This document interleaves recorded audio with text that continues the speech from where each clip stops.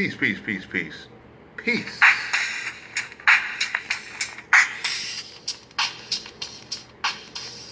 Happy Hanukkah and Shabbat Shalom to whoever's keeping a Shabbat or the Sabbath. Peace, peace, peace, peace, peace. So it is the 6th day of Hanukkah.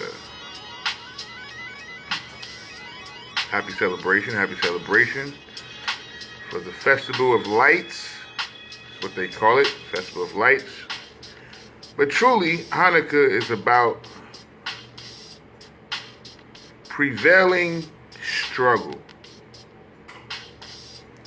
That's truly what Hanukkah is about. Hanukkah is about overcoming the impossible. The liberation of a people's ideas, cultures, and traditions. And this is something that I believe that we as individuals, we could take, great example just from this traditional practice of Hanukkah.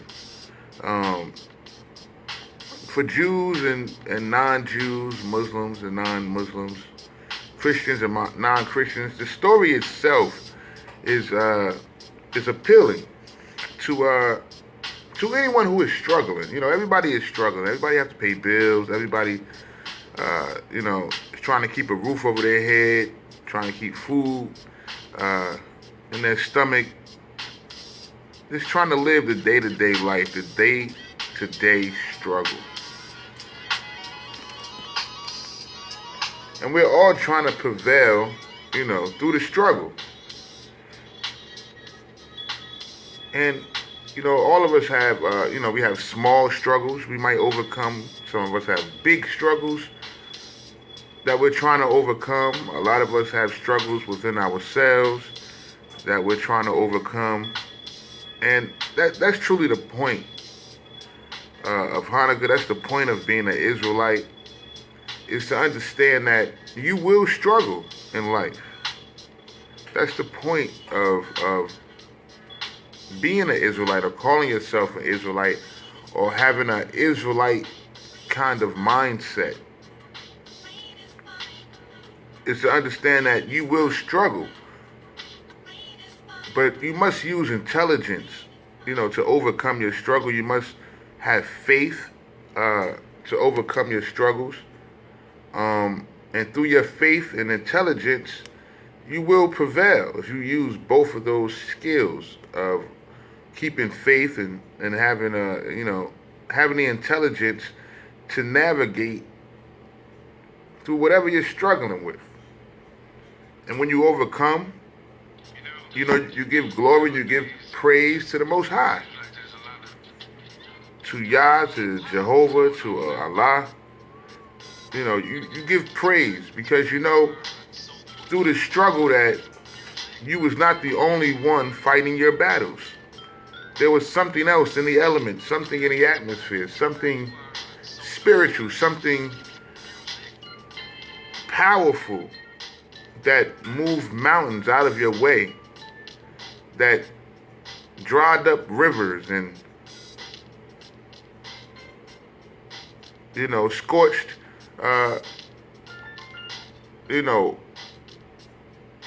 just whatever moved, whatever out of your way. A lot of times we get through things and we really don't have no idea how we made it through. It's like, I don't know how I made it, And you look back and you just gotta thank God. Because you don't even know how you did it. You was trying to get through. You was doing everything possible, but it just seems like doors were closing in your face. People were not working with you, Things just wasn't working out right. But yet you stuck in there and you said, I'm not going to give up. I'm going to make it. I'm going to get through this. I'm going to get through school. I'm going to get this job. I'm going to get this apartment. I'm going to get this. Whatever your goal was, whatever your struggle was, you kept in your mind and your heart and your spirit that I'm going to overcome. I'm going to make it, I shall overcome, and this is the meaning of Israel, is to overcome. No matter what the struggle is, you believe that you will overcome. You have the faith that you will overcome. You have the intelligence and the knowledge to overcome. You strategize, you plan, you prepare for the struggle so you can ultimately overcome the struggle. And this is the purpose of life. Life is a struggle. Just for a woman to carry a baby in her stomach for 9 months is a struggle. To birth that child into the world is a struggle. To raise that child and instill the proper values and morals in that child is a struggle. To maintain and take care of that child is a struggle. But once you see that child grow and be successful, you have prevailed through your struggle of trying to raise that child the best you could. So it's like you're trying to start a business. You don't have no money, you just have an idea. But you want to start this business and you want it to work because you want to do something good for yourself. You want something to pass on through your family. And you want to get this business off the ground. You go into the banks, you're trying to get a loan. Nobody wants to give you a loan. Your credit's not that good. You almost want to give up, but you don't. You stick in there. You keep trying. You work here, you work there, you save up money. You talk to people. You try to get people to invest in your idea. And one day something comes through. Somebody invests. Some bank gives you the loan. You save up enough money to get it started. It's still a struggle. It's still an uphill battle, but you're willing to go through it. And then you start your business. It starts to grow. Your business becomes a franchise. It becomes a corporation. In 10, 15, 20 years top, now you're a millionaire. You went from trying to start a small business, becoming, a entrepreneur mogul, It's just the struggle of life, That's just basically what I'm trying to give the example. It's just, we all have to struggle in life. No matter what nationality you are, what ethnicity you are, what region of the world you are from, what religion you practice, what belief you are into, we all have to struggle. We all have to get up every day and do our daily task, and it's not easy. It's not easy. And we're looking for Allah. We're looking for God. We're looking for Yah, Jehovah, But we understand that our deity is a deity unseen. Our deity is a deity only heard. So you must listen. You must humble yourself and sit quiet and listen.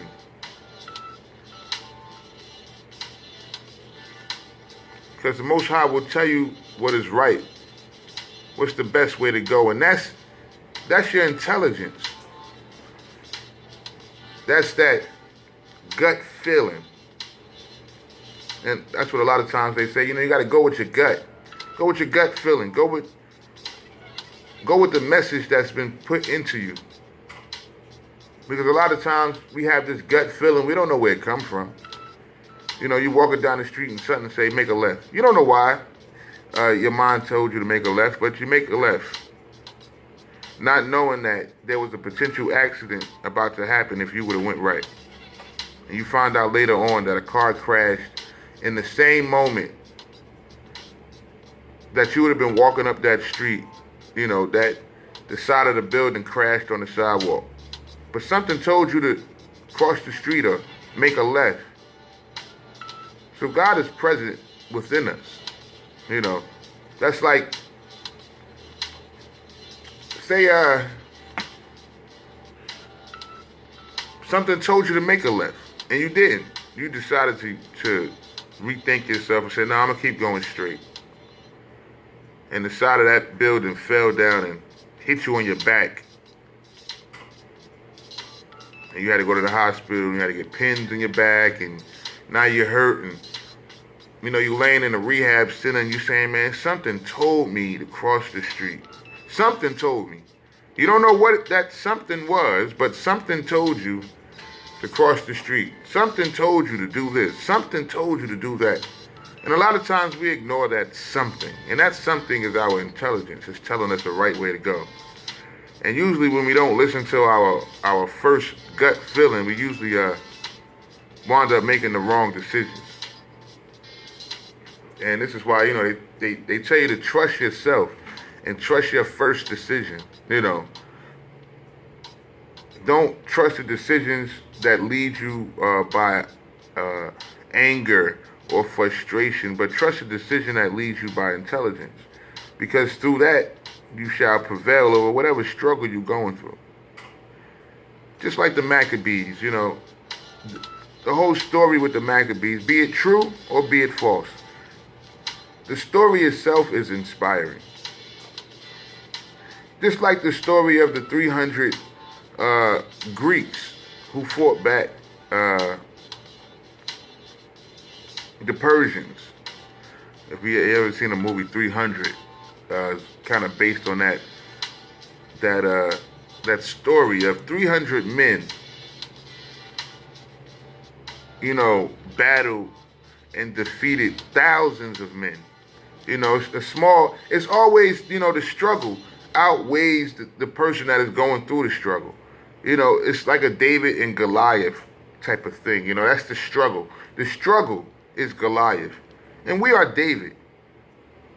And we have to truly have the faith and the belief and the confidence that we can overcome whatever struggle is ahead of us. Just like the Israelites in the wall of Jericho. They had to walk around that wall 7 times. 7 times. They had to go around the wall of the city 7 times. But on the 7th time, that wall fell down. It was a struggle, but that wall fell down. And that's really the point of Hanukkah. That's really the point of calling yourself an Israelite.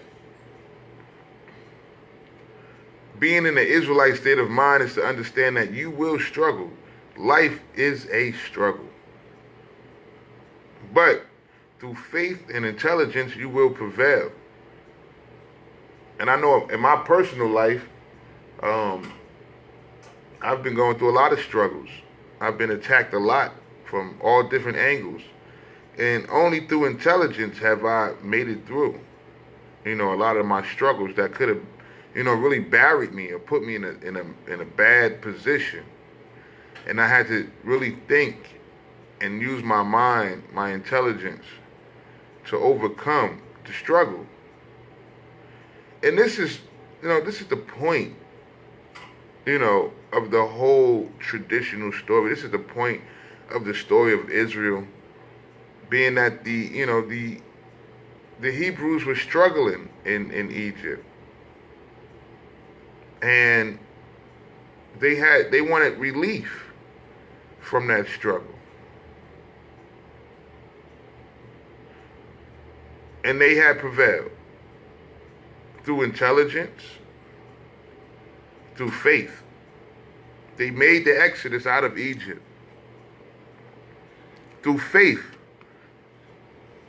they eluded Pharaoh to the point that he drowned in the Red Sea or the Red Sea.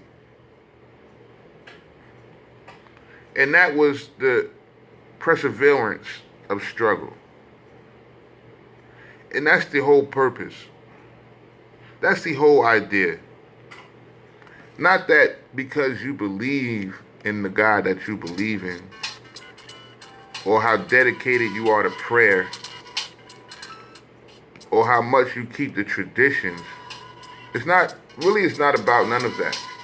It's about when times get hard, what are you going to rely on? When the walls are closing in on you, where are you going to go? What are you going to do? What are you going to rely on? How are you going to overcome?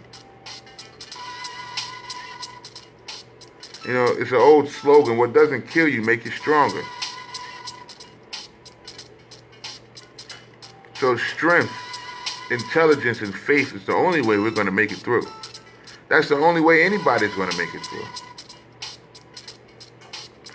I mean, this is the point of Hanukkah. This is the point of being an Israelite. Is to struggle, but prevail. To understand that the struggle is a part of your perseverance. You have to be challenged. You have to be pushed. This is what life is about. You have to go through the struggle because it will make you better. You need that competition in order to make you great. You need to be tested. In order for you to excel. If you're never pushed, how will you ever do anything? How will you ever move if you're not pushed to move? How would you ever think if you're not put in a position where you have to think? How would you ever have faith if you're not in a position where you're unsure of the future? There is no confidence in what you see ahead. From your eyes point of view, there is no light at the end of the tunnel. But through the darkness, you have faith. But without that darkness, how would you understand the light? So you need that darkness. So when you get to the light, you understand what it is to prevail. See, if everything was darkness, you would never know perseverance. You must see the light. You must know that it is a light. Even though you can't see it, you're in a tunnel, it's totally dark. You must believe if you keep walking, even though you can't see anything, there's a light somewhere. You just got to believe it. And you have to fight and trip and fall and wander and be scared and be alone. You're going to fall. You're going to get weak. You're going to cry. It's going to seem like there's no hope. No one's helping you. Everybody's against you. You're all by yourself. Nobody understands your story. Nobody's empathetic to your situation. All you have is you. And things just don't look good right now. You don't know if you're going to make it. The fear is overwhelming. The anxiety is too much to bear. You know, it's to the point that you're almost you're going to have a panic attack because you're just unsure about everything. There's no certainty to anything. It could be good today and turn into utter chaos tomorrow. Yet, through faith and intelligence and preparation, you feel and you have the confidence that you will succeed and you will overcome whatever comes your way. You're ready. You have your armor on, you have your sword in your hand, and you are ready. And this is the purpose of celebrating Hanukkah. This is the purpose of being an Israelite. Being an Israelite is not going around saying I'm Israel and I'm better than somebody else, or I'm a Jew and I'm the chosen of God. That's not what it's about. It's about overcoming struggle. The struggles of a person or the struggles of a people. But you can only overcome that struggle through intelligence. And we learned this in Torah with the story of Jacob, whose name was changed to Israel. Jacob was very afraid. His brother, Esau, was bearing down on him and his family with 400 soldiers. And Jacob knew he had deceived his brother twice and stole something precious from his brother. And he believed that his brother was coming to kill him and would kill his family. And Jacob knew felt there was almost nothing he can do to subdue the anger and the hate that his brother must have had for him. He separated his family and sent them in two different directions. He was so in fear. Anxiety and fear overwhelmed him. He called out to the God of his fathers. He asked for safety. He confessed that he was not worthy of peace. He was not worthy of truth because he knew he had deceived. He knew he had wronged people. But yet Jacob, even in his wrong, he asked to be saved. He was in fear. He did not know what would happen once his brother reaches him. And Jacob sat alone. And he wrestled with himself. He wrestled with a man. And he wrestled all night. He pondered in his mind all night. What can I do to stop my brother from killing me and my family? And Jacob had to think all night, what can I do? He knew his brother was a wild man, a man of the field, had no problem slaying people. Jacob was not of the same stock. He was not a killer. He was not a hunter. Jacob was a man of the house. He was a mama's boy for the most part. He knew nothing of war, battle, but his brother was an expert of the field. And Jacob was in a bad place. Then Jacob used intelligence. And Jacob gathered up some servants. And he sent his servants with gifts ahead of his brother coming to meet him. And when he sent these gifts, he sent more gifts. And when he sent those gifts, he sent even more gifts. And through intelligence, Jacob knew maybe he can soften the anger of his brother if he send gifts ahead of his brother reaching him. Jacob used intelligence. Even though he was scared, even though he was in fear, even though he knew he was wrong for what he had done to his brother in deceiving him and stealing his birthright. Not only stealing his birthright, but stealing his blessing as well.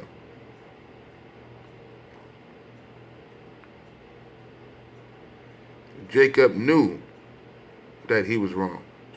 And he knew that whatever his brother was going to do, he deserved it.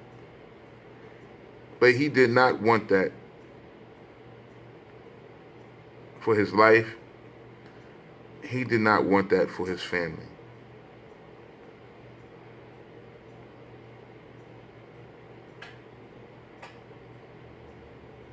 So he had to use intelligence. He had to. In order to overcome what his brother might have done to him.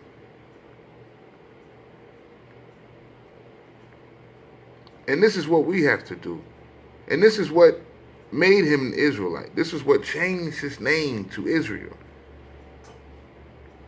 Because he used intelligence and faith to overcome his struggle.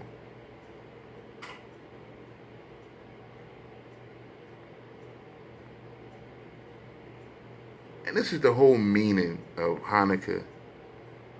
The Maccabees being that they fought against the Greeks and overcame their struggle. Won back their land from invaders and oppressors.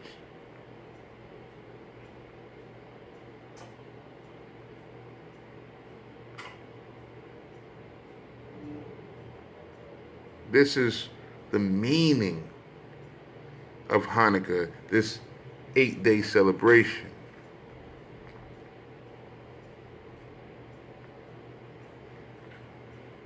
To overcome struggle.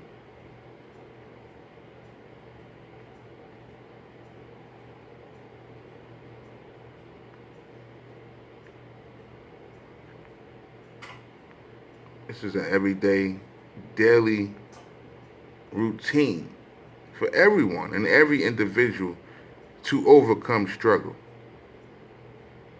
And a lot of us, we try to overcome struggle through anger. Maybe we use, unintelligence. We're not thinking in the moves we're making. We're not, we're not really using the knowledge that we can acquire to overcome struggle, and we find ourselves stuck in the same struggle, stuck with the same problems, because we're not thinking about how to overcome. What's the best way to get through? We're not using intelligence and faith. Maybe it's just too much to bear. Maybe the issues that we have it's too much to handle. And this is where faith comes in at. Because everything in your life is too much to handle. Everything. Everything that comes your way is too much to handle.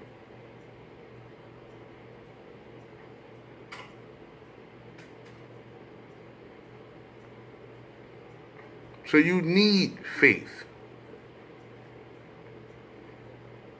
You need intelligence to fight against the world. Because that's what we're fighting against. We're fighting against the world. We came into this world, just one individual.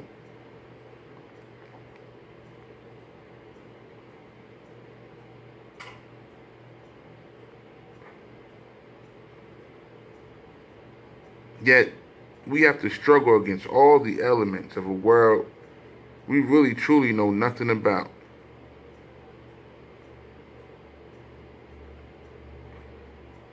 And every day, we must educate ourselves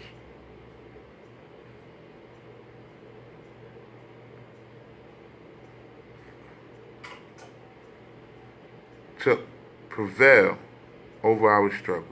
Every day. Every single day. So, I just want to express that. So I want to go to Jacob. I want to go to the Torah and read about Jacob and how Jacob overcame his struggle.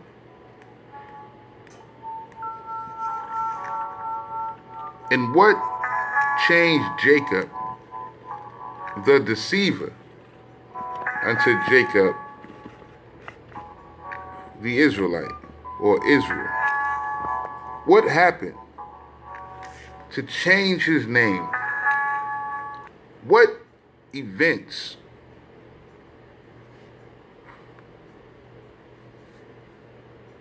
changed Jacob's name to Israel? Was it intelligence, and was it faith that truly makes up an Israelite?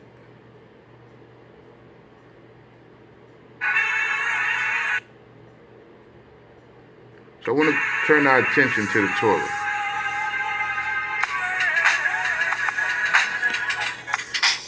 Anybody want to follow me to the Torah? So we can truly understand what an Israelite is, so we can truly understand exactly what Hanukkah is about and exactly what being an Israelite is about.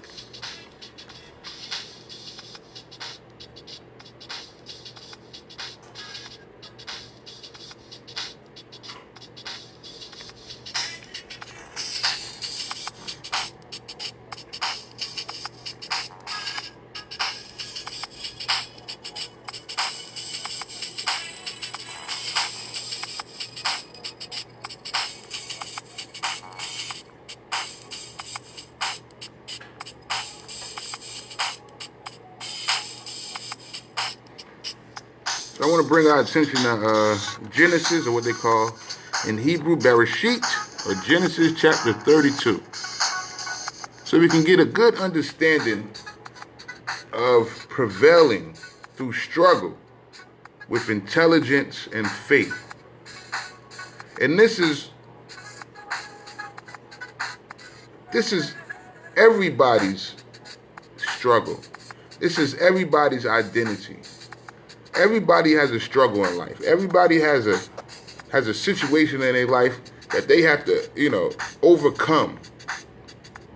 Everybody. It don't matter what race you are. It don't matter what religion you are. Doesn't matter what God you believe in. You're going to have struggle. You're going to have problems. You're going to have walls put in your way. Is how you deal with this struggle, how you bring down that wall.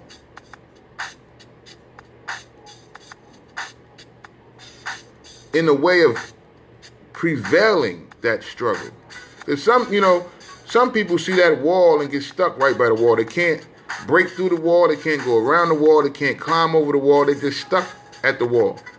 They can't go no further. It's a lot of people that's stuck in their struggle. But there's people that want to prevail over that struggle. And it's through intelligence and faith is how you overcome. So I want to give an example of that using the Torah, or Genesis chapter 32. So Genesis chapter 32, verse 7 starts, the messenger returned to Jacob, saying, "We came to your brother Esau. He himself is coming to meet you, and there are 400 men with him." Jacob was greatly frightened in his anxiety. He divided the people with him, and the flocks and herds and camels, into two camps, thinking if Esau come to the one camp and attack it, the other camp may yet escape.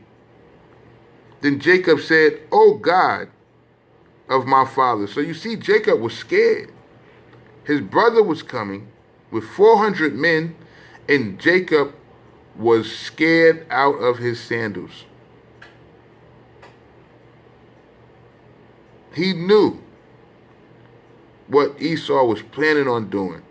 And he had 400 men. There was no way out of it. No way out of that situation. Jacob saw no way out.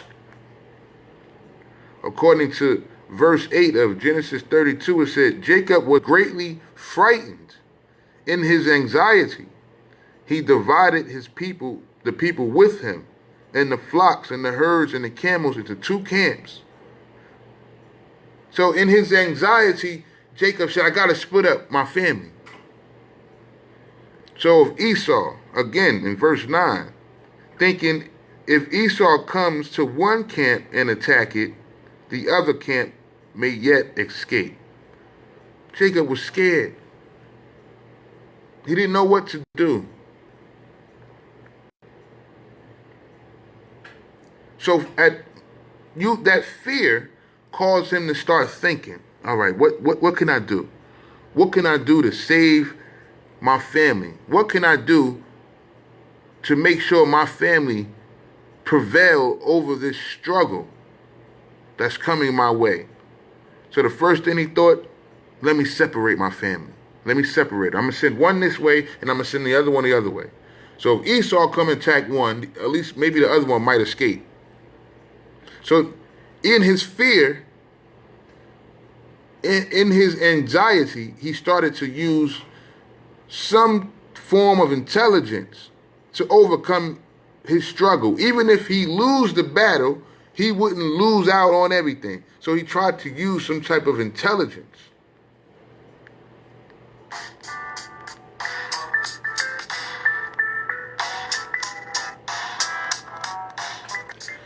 Then once Jacob used that intelligence, the next phase of Jacob was to go into his faith. So he used intelligence, said, let me separate my family. And this is what we have to do. A lot of times we see that wall, we see that problem ahead of us, we have this problem in our life. We have these situations where we're trying to overcome every single day on a daily basis. And we have to think what to do. We might be scared. We might lose that job. We might can't pay that bill. We might owe them on the rent. You too. You know, the uncertainties of life outweighs the certainties of life. There's no certainty in life. The only certainty in life that we know of is death. And none of us are trying to reach that point anytime soon. So the struggle to stay alive takes intelligence. You must be intelligent enough to, hey, I have to eat healthy if I want to stay alive. I have to, treat my body right if I want my body to work for me and keep me alive. So it's even to live takes intelligence. Everything in life takes a situation that you have to think about what you're doing. Not just move. You must think about your steps before you take that first step. Prepare your way. Don't just start walking, because you might find yourself on a foolish road, going down a stupid path to absolutely nowhere. So your first step should be the step of intelligence. And this is what Jacob displayed. He displayed intelligence and let me separate my family.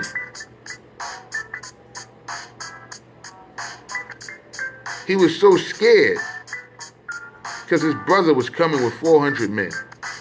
He said, let me separate my family. According to Genesis 32:8, Jacob was greatly frightened in his anxiety. He divided the people with him and the flocks and herds and camels into two camps. Thinking. He was thinking. He was using intelligence. He was thinking. If Esau come to one camp and attacks it, the other camp may yet escape. He was thinking. Now he had to go into his faith because he used the intelligence, but he didn't know if that was going to help him prevail over this situation. So now he had to calm himself because he was scared. And a lot of us are like that. Every single day we're scared. I'm scared. There's no surety in life for me. I'm not sure I'm going to have a job tomorrow. I'm not sure I'm going to have a roof over my head tomorrow. I'm not sure I'm going to eat tomorrow. I'm not even sure if the food I eat is going to be healthy for me. I'm not sure of anything. I have to rely on my faith. And even though Jacob separated his family into two parts, he still was unsure that this was going to work. So in Genesis chapter 32, verse 10, it says, "Then Jacob said, O God of my father Abraham, and God of my father Isaac, O Lord, who said to me, return to your native land, and I will deal bountifully with you." So Jacob calls out to the God of his father, to the God of Abraham, to the God of Isaac. And he says to his God, to the God of his fathers, you told me to return here. Something you told me to return back to this native land, and you would deal with me goodly. You will prevail me. I will prevail if I return back to my native land. This is what you told me. Now, I have a problem. Verse 11. Jacob starts to confess his faults. He prays out unto his God because he is in fear.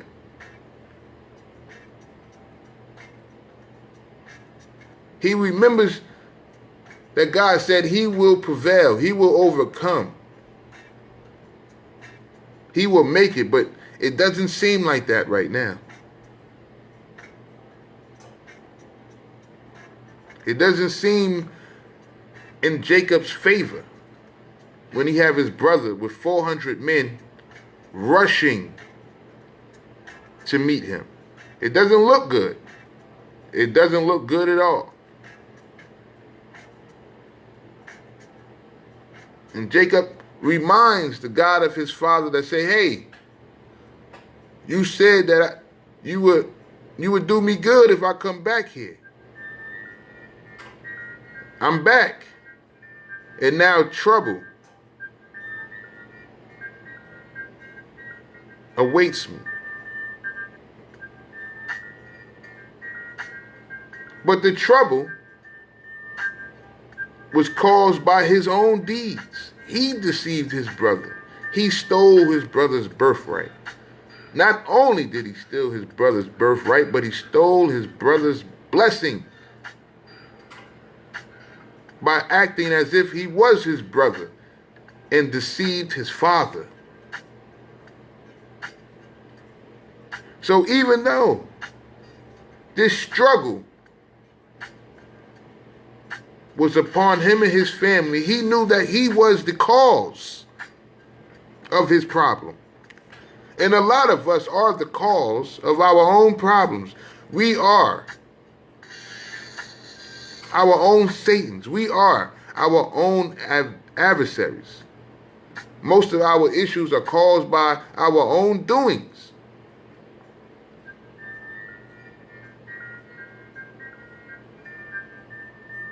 And then we are looking for a way out of the problems we cause for ourselves. And this is why we believe in a merciful God. This is why we believe in the faith we believe in, that even though we are wrong, we can be forgiven and redeemed. And this is why we believe that our God is the most merciful, slow to anger, with great forgiveness. Because we are all wrong and we all make improper decisions because we're not thinking correctly. We're not using intelligence. We're anxious to make a move, and that anxiety most of the time causes us to make the wrong move or make the wrong decision. And those wrong moves and those wrong decisions cause us problems in our life. Sometimes we don't even see the problem because what we did today might cause us a problem 10 days from now, 10 months from now, 10 years from now. But eventually it will catch up to us. And we have nobody to blame most of the time but ourselves. But we're looking for a way out. We're trying to use our minds to prevail over the struggle that most of the time we have caused. And this was the situation with Jacob.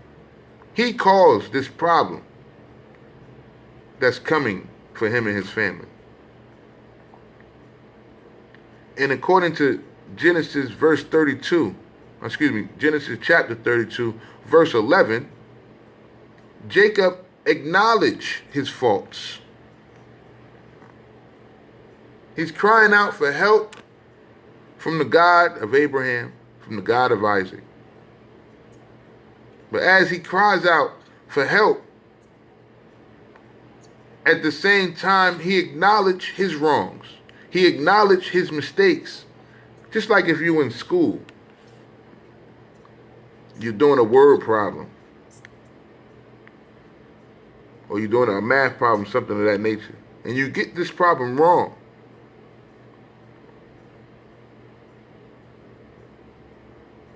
You think you had it right.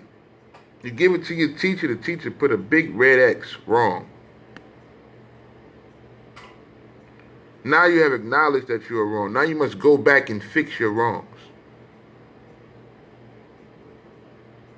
Or hopefully, you can see you're wrong before you even go to the teacher. And you have already corrected your mistakes. But if you haven't, acknowledge you're wrong, your mistakes, then that teacher, which is life, will let you know you made a mistake. Now you must go back to the table and you must figure out, where did I make this mistake? Maybe I didn't carry the 2. Maybe I needed to subtract this number from this number. Maybe I didn't divide this correctly. Maybe I should have added this remainder. Eventually, you will figure out where you went wrong on that problem. You will erase your wrongs and you will put the right answer there. And you will hand it back to the teacher, and the teacher will give you a big old green check mark. But you had to acknowledge, it had to be acknowledged to you that you were wrong. Because sometimes we think we're right. We have the confidence that we're right, we're doing it the right way, we're taking the right steps, and we're totally wrong. So we have to be acknowledged of our wrongs in order to sit down and use the proper intelligence to make the right answer. And this is what was going on with Jacob. In the time that he stole his brother's blessing, he was told to do that by his mother. And he knew it was wrong, but he did it anyway. But he wanted to make it right. And this was the time to make it right.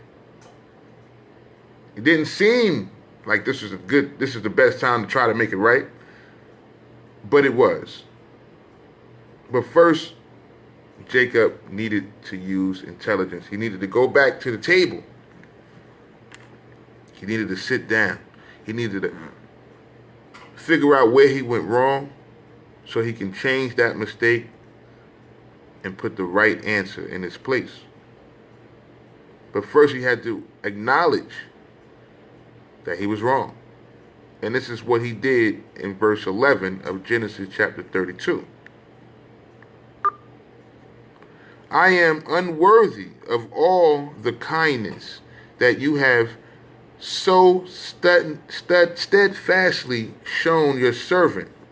With my staff alone I have crossed this Jordan, and now I have become 2 camps. Deliver me, I pray, from the hand of my brother, from the hand of Esau, else I fear he may come and strike me down, mothers and children alike. Yet you have said, I will deal bountifully with you, and make your offspring as the sand of the sea, which are too numerous to count. After spending the night there, he selected from what was at hand these presents for his brother Esau: 200 she-goats and 20 he-goats, 200 ewes and 20 rams, 30 Malka camels and their coats, 40 cows and 10 bulls, 20 she-asses and 10 he-asses. These he put in the charge of his servants, drove by drove. And he told his servants, go on ahead and keep a distance between droves. He instructed the one in front as follows: when my brother Esau meets you and asks you, whose man are you? Where are you going? And whose animals are these ahead of you? You shall answer, your servant Jacob's. They are a gift sent to you, my lord Esau, and Jacob himself is right behind us. He gave similar instructions to the second one and the third one, and all the others who follow the droves, namely thus, and so shall you say to Esau when you reach him. And you shall add, and your servant Jacob himself is right behind us, for he reasoned, if I perpetuate him with presents,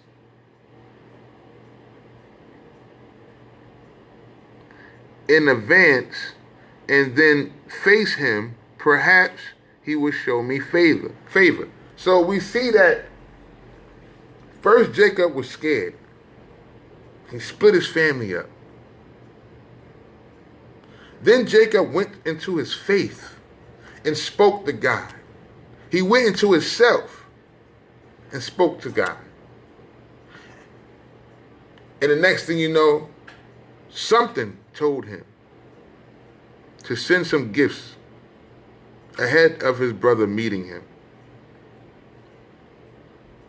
Because hopefully those gifts will soften his brother's anger. Verse 22 of Genesis 32. And so the gifts went on ahead while he remained in camp that night. That same night he arose, and taking his 2 wives, his 2 maidservants, and his 11 children, he crossed the ford of Jabbok. After taking them across the stream, he sent across all his possessions. Jacob was left alone, and a man wrestled with him until the breaking of dawn. And when he saw that he had not prevailed against him, he wrenched Jacob's hip at its socket, so that the socket of his hip was strained as he wrestled with him. Then he said, let me go, for the dawn is breaking. But he answered, I will not let you go, unless you bless me. Said the other, what is your name? He replied, Jacob. Now Jacob means deceiver, or to be crafty in Hebrew. He said, your name shall no more or no longer be Jacob, but Israel, meaning to struggle but prevail. For you have striven with beings divine and humans, and have prevailed. Jacob asked, pray, tell me your name. But he said, you must not ask my name. And he took leave of him there. So Jacob named the place Peniel, meaning I have seen a divine being face to face, yet my life has been preserved. The sun rose upon him as he passed Peniel. limping on his hip. This is why the children of Israel to this day do not eat the thigh muscle that is on the socket of the hip, since Jacob's hip socket was wrenched at the thigh muscle. So Jacob used intelligence to try to combat the anger of Esau. Jacob changed his character from a deceitful, crafty one to a one who will prevail over struggle and strife. Genesis 33, verse 1. Looking up, Jacob saw Esau coming, accompanied by 400 men. He divided the children among Leah, Rachel, and the two maids, putting the maids and their children first, Leah and her children next, and Rachel and Joseph last. He himself went on ahead and bowed low to the ground 7 times until he was near his brother. Esau ran to greet him. He embraced him, and falling on his neck, he kissed him, and they wept. Looking about, he saw the women and the children, who he asked, "Who are these with you?" He answered, "The children with whom God has favored your servant." Then the maids and their children came forward and bowed low. Next, Leah with her children came forward and bowed low. And last, Joseph and Rachel came forward and bowed low. And he asked, "What do you mean by all this company which I have met?" He answered, "To gain my Lord's favor." Esau said, "I have enough, my brother. Let what you have remain yours." But Jacob said, "No, I pray you, if you would do me this favor, accept from me this gift. For to see your face is like seeing the face of God, and you have received me favorably. Please accept my present, which has been brought to you, for God has favored me, and I have plenty." And when you urged him, he accepted. And Esau said, "Let us start on our journey, and I will proceed at your pace." But he said to him, "My Lord knows that the children are frail, and the flocks and the herds, which are nursing, are a care to me. If they are driven hard a single day, all the flocks will die. Let my Lord go ahead of his servant, while I travel slowly, at the pace of the cattle before me, and at the pace of the children, until I come to my Lord in Seir." Then Esau said, "Let me assign to you some of the men who are with me." But he said, "Oh no, my Lord is too kind to me." So Esau started back that day on his way to Seir. But Jacob journeyed on to Succoth and built a house for himself and made stalls for his cattle. That is why the place was called Succoth. Jacob arrived safe in the city of Shechem, which is in the land of Canaan, having come thus from Padan Aram, and he encamped before the city. The parcel of the land where he pitched his tent, he purchased from the children of Hamor, Shechem's father, for 100 kesitas. He set up an altar and called it El Elahi Israel.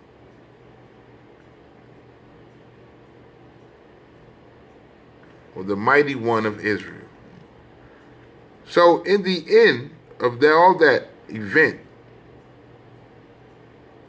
of being scared that his brother was coming, had to split up his family because he deceived his brother, so he knew he was wrong, and he knew he had to face the consequences of his actions. But he did not want to face the consequences of his actions. He wanted to live and prevail. He knew under what he did, yes, death, he should be killed by his brother after what he did to his brother. But he did not want to, face his punishment. And this is why God is merciful. All the way merciful and forgiving and slow to anger. Because even though Jacob deceived his brother, he still received some type of favor from the Most High, because some type of intelligence was downloaded to Jacob. That something told him to send gifts ahead of his brother coming. And that softened Esau's heart not to hurt Jacob or his family. Even when Esau, tried to persuade Jacob to travel with him to his country, Jacob again used intelligence and came up with some type of excuse not to be in the company of his brother and these 400 soldiers that he had with him. And he says, "Oh, my children are so young, and my cattle is nursing, and I have women with me, and if we are rushing to your land at the pace in which you rushed to meet us, we will not survive. Our cattle will not survive. Our children will not survive. So I will follow behind you slowly. You go ahead of us. We'll catch up to you." And when Esau went to go back to his land, and Jacob followed very slowly behind Esau, Jacob made a turn and went towards Succoth and built a tent and settled there in Shechem. And he never went to his brother's country. His brother left appeased and glad, in good favor of Jacob. And Jacob prevailed over his struggle, a struggle that he saw no way out of. And in the end of all that struggle, when he was able to take a breather and settle and build a tent in Succoth, and he sat back, he gave glory and praise to the intelligence, to the God, and to the faith for helping him overcome the struggle that he saw no way out of. And this is what we have to use as individuals, as nations of people, every single day. We have to use intelligence to overcome our struggles. "We shall overcome" was one of the more famous slogans of the civil rights, the Negro civil rights era of the 1950s and 60s. And you see that those people overcame. The struggle is not over. But in that instance, what they were fighting for, they overcame. And they used intelligence, and they used faith, strategy, and preparation. And they got those laws passed. And they were able to sit on the front of the bus, and sit anywhere on the bus they felt like it. They was able to go into any restaurant and just sit down and order a meal. To go in any movie theater and just enjoy a movie without being ridiculed, without being harassed, attacked, oppressed. Even though it seemed as an impossible mission for this little group of people to challenge a governmental body who had more power than them. It almost seemed as if they were just wasting their time. But they believed. They had the faith. Even though they was in fear, even though they was beat down and hosed down and lynched and bombed, the fear and the anxiety was too much to bear. And this is why they used intelligence. This is why they prayed and sing Kumbaya and we shall overcome. And that's the meaning of Israel. To struggle but prevail. To overcome. To use intelligence to defeat the odds. And this is what Hanukkah is all about. So as we celebrate the 6th day of Hanukkah, it falls on the SaBt for those who have worked 6 days prior to Friday night, Shabbat Shalom. And just think about prevailing over your daily struggles. And how will you do that? And you would do that by using intelligence, wisdom, and knowledge. And when all else fails, when your intelligence and your knowledge seem like it's just not getting you through, it's not opening doors, it's not making a way, it's not bringing down walls, it's not moving mountains, no matter what you do, no matter what thought, what strategy you try, nothing moves. When you have exalted all your knowledge, that's when you resort to faith. And through the faith and through the belief that you shall overcome, even though you don't know how you're going to overcome, which way to go to overcome, but you believe you shall overcome, you will overcome. The Maccabees were a small army who fought a nation. They had no way out. But they believed. And they overcame. And they demolished the Greeks. And they was named the Hammer, or Maccabee. And this is the moral of Hanukkah. And that's the definition of being an Israelite, of being Israel. It's to struggle, but to prevail and overcome through intelligence and faith. So on this 6th day of Hanukkah, whatever struggle you have in your life,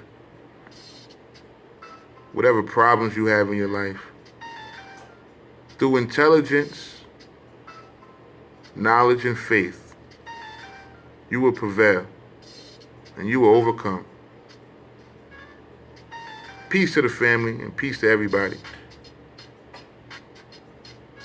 And happy Hanukkah. Shalom, shalom.